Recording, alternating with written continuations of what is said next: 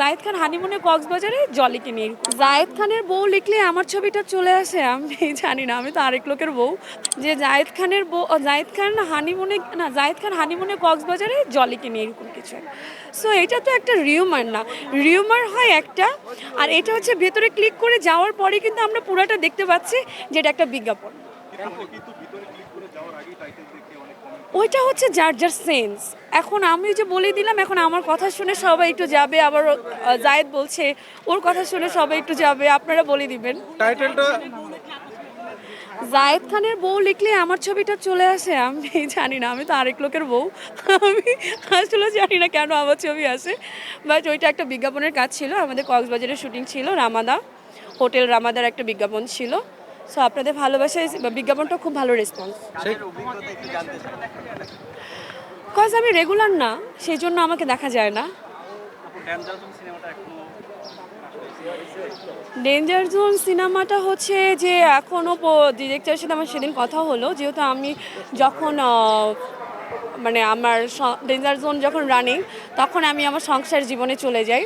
So সব কিছু মিলিয়ে আমার আসলে ওই ব্যাপারটা নিয়ে অত বেশি আমি আর পেছনে সময় পাইনি। বাবু ছিল, সংসার ছিল, তো সব কিছু মিলে আমার একটু গ্যাপ হয়ে যায় এই ব্যাপারটায়।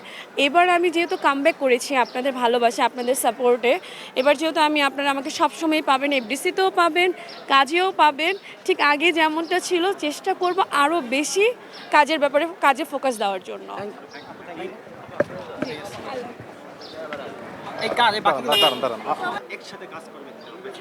আসলে সত্যি কথা বলতে কি, একটা শিল্পী হিসাবে আমার একটাই বলা, যেহেতু এইটা আমাদের আরেকটা ঘর, আমাদের বাবা মার পরে কিন্তু আমাদের যেহেতু এটা একটা কর্মস্থান, সো এটা আমাদের একটা মানে বাসস্থানের মতো করে একটা ঘর মনে করি আমি।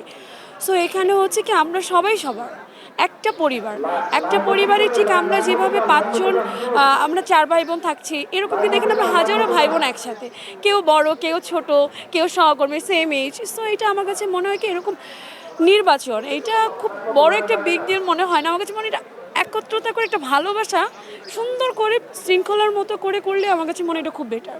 দুই ভাগ কেন, এরকমটা আমার পছন্দ না।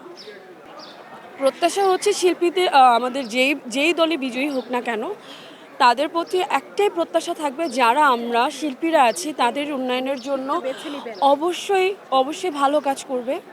হ্যাঁ, তারা যাতে করে আমরা যারা সচ্ছল আছি, তারা তো আছি, আমরা যারা শিল্পীরা আছি, যারা অত বেশি সচ্ছল না, তাদের পাশে দাঁড়াবেন, তাদেরকে সহযোগিতা করবেন।